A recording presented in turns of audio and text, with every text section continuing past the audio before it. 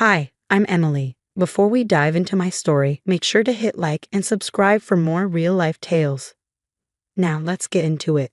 I met Jack at the office 7 years ago. While I grew up in a modest household where we celebrated every small achievement because it meant so much, Jack came from a world of wealth and privilege, where luxury was taken for granted. Our worlds collided on a typical Monday morning during a meeting, and despite our differences, we clicked instantly. Jack was unlike any guy I had ever known. His genuine kindness and ability to make everyone feel important drew me to him. But things were more complicated when it came to his family. His mother, always impeccably dressed in designer outfits, and his sister Lisa, who mirrored her mother's every attitude, saw me as a reminder of Jack's departure from their high-class norms. Really, Jack? You could date anyone and you choose someone from, where did you say you were from again, dear? His mother would ask, her voice dripping with disdain, her eyes full of judgment. But Jack was always in my corner. It doesn't matter where she's from, Mom. Emily is amazing, he would defend, squeezing my hand under the table during every family dinner that felt more like a tribunal. Lisa's jealousy was impossible to ignore. Must be nice, snagging a rich guy to solve all your problems, she'd sneer when we were alone, making me question my place in Jack's world. Despite the chilly reception from his family, our relationship flourished. Jack proposed, and I said yes, dreaming of a future where love would eventually soften his family's harsh edges. But as our wedding day approached, their condescension turned into attempts to sabotage our happiness. I just don't see what you see in her, Jack, Lisa would argue, trying to plant seeds of doubt. She's clearly not one of us. But Jack would always reassure me later, away from their prying eyes. Don't listen to them. I love you for who you are, not where you come from. The day I found out I was pregnant was pure joy. Jack and I had been hoping for this news, and seeing that positive test, we couldn't wait to share it. We decided to announce it at a family dinner, hoping it would be a moment of celebration that might bring everyone together. As dishes passed and conversation flowed, Jack squeezed my hand under the table, a silent signal that it was time. Clearing his throat, he stood up, the clinking of his glass calling for silence. Family, I have some wonderful news. Emily and I are expecting our first child. The reaction was mixed, with some offering congratulations and others stunned into silence. But Lisa's face was marked by unmistakable resentment. Her tight-lipped smile never reached her eyes, and her words were tinged with bitterness. It must be nice being able to have kids, Lisa muttered under her breath, her voice barely a whisper but heavy with pain. Some of us aren't so lucky. I reached out, touching her arm gently. Lisa, hi. She jerked away. You wouldn't understand, Emily. This should have been me. Her words stung, but I knew her struggle with infertility was a sensitive topic. I had hoped our news would bring her some joy, but it seemed to only deepen her despair. The tension from that dinner lingered, and a few weeks later, during my baby shower, it reached a boiling point. Hidden behind a row of beautifully wrapped gifts, I overheard a conversation that chilled me to the bone. Just think about it, Jack. It could be a solution for everyone. His mother whispered, her voice low and conspiratorial. But Mom, it's our baby. Jack's protest was weak, his tone filled with conflict. Lisa needs this, Jack. It would solve so many problems. You and Emily can always have another child. My heart pounded in my chest as the reality of their words sank in. They were discussing giving my baby to Lisa. Tears blurred my vision as the betrayal cut deep. How could they even think about this? How could Jack? I stayed hidden until their conversation moved on to other trivialities, my mind racing. The rest of the shower passed in a haze. I smiled and thanked guests, all while my thoughts spiraled out of control. That night, I confronted Jack, but it didn't go as I had hoped. As soon as I brought up what I had overheard, he tried to downplay everything, insisting it was just a hypothetical discussion, not something they were seriously considering. It was just a conversation, Emily. We weren't actually planning to go through with it, Jack explained, his voice a mix of frustration and desperation. How can you even discuss our baby like that? How can you not see how wrong that is? My voice cracked, the hurt too raw, too deep to contain. Jack sighed, running his hands through his hair, a sign of his stress. I know it sounds bad, but you have to understand my position. Lisa has been struggling, and Mom, she just wants to fix things. By giving away our child? I shot back, incredulous. Does my opinion not matter? Am I just an incubator to your family? Jack paused, his expression pained. Of course not. You know I love you. It was just a suggestion. We wouldn't have done anything without your agreement. But the damage was done. The trust I had in Jack, in us, had been shattered. How could I believe in his promises when, behind closed doors, they were contemplating such a betrayal? I felt more alone than ever. The man I loved, the family I had tried so hard to be a part of, had let me down in the most unimaginable way. The realization that I was nothing more than an outsider to them, someone to be used for their own ends, was devastating. The nights that followed were sleepless, filled with tears and the echoing words of their conversation. During the days, I moved through my routines mechanically, each action a reminder of the facade my life with Jack had become. Jack tried to make amends, his apologies filling the space between us with more words but no comfort. Emily, please, let's talk about this.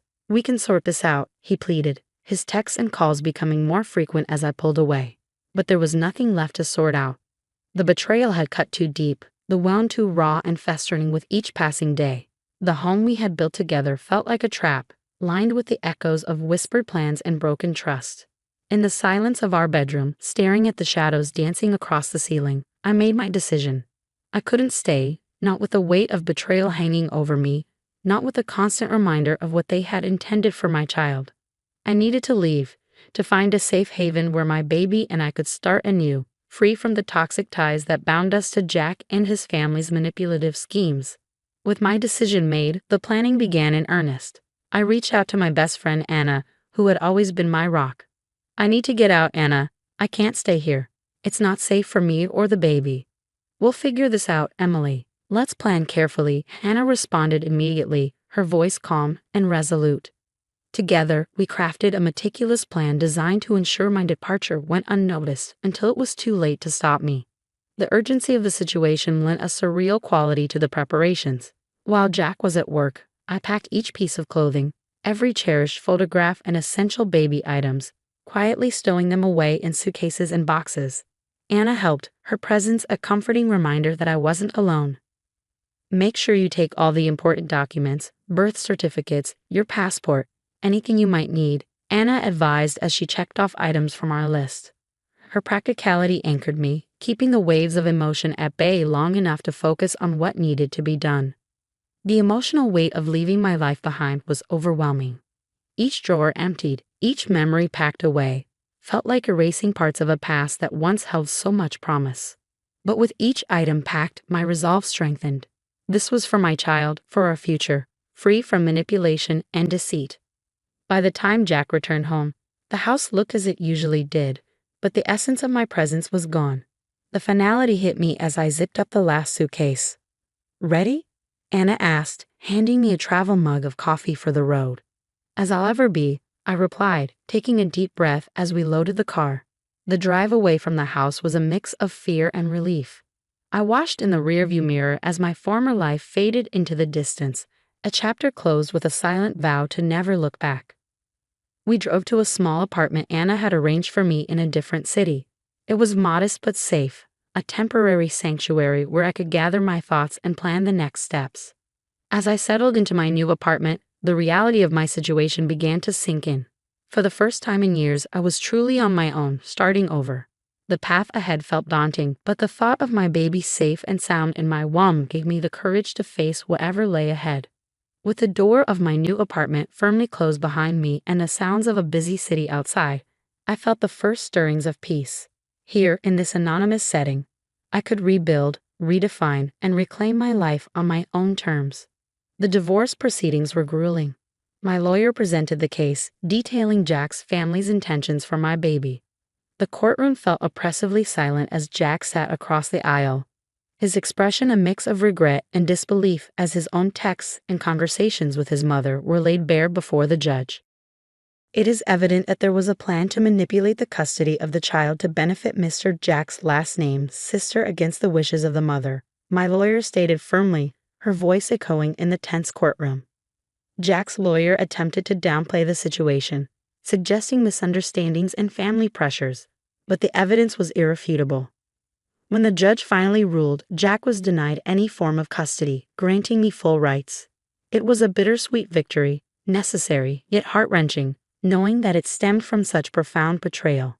Following the proceedings, I secured a restraining order against Jack's family. The relief that came with the court's protection was palpable.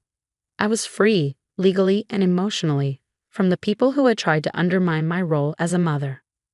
Now, in a new city, I focus on building a life for my child and me.